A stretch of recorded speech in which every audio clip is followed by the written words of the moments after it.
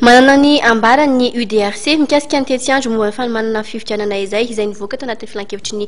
gouvernemanta omaly izay ny UDRC moa izay manohana ny siny ny fifidianana ary nilaza fa manana ny kandidatoana ny fifidianana filoham-pirenena ary arahana amin'ny Ankolafy Rajoelina. Vola Ravavy eo amin'ny sariny Tsirira Kotarson.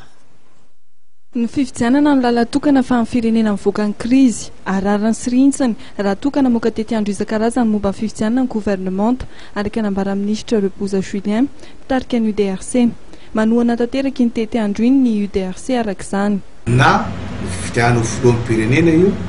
na ny fifidianana ho solombavam-bahoaka io mazava ho azy fa izay ato amin'ny UDRC dia manohana tanteraka an'izany satria daty ifanarahana amin'ny senit sy ny communauté internationale ireny rehetra ireny ka nadinana azy tiana tsy maintsy atao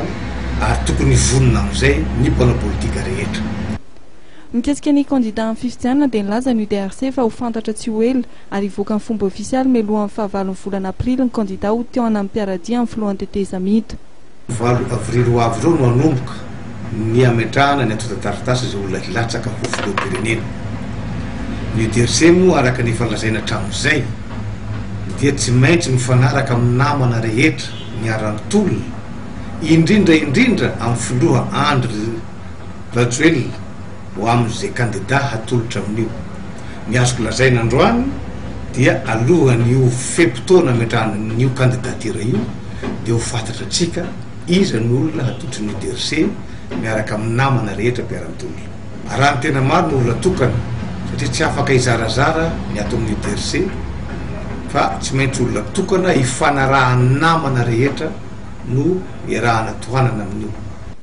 Tsy mbola namoaka anarana loatra eto ny ekipa amin'ny filohan'ny teteza mito mikasika izay ho candidat hoanan'izy ireo amin'ny fifidianana filoham-pirenena izay totosaina ny 24 Jolay ho avy izao. Fa raha ny tombatomba maro dia mety ho ray amin'ny général Camille Vital na ny PDS Edgar Razafindrava na ny prime ministre lefitra Adjonjana Narfelo na ny mpandrarary Rado Rafalimanana no candidat hoanan'ny ekipa amin'ny filohan'ny teteza mito.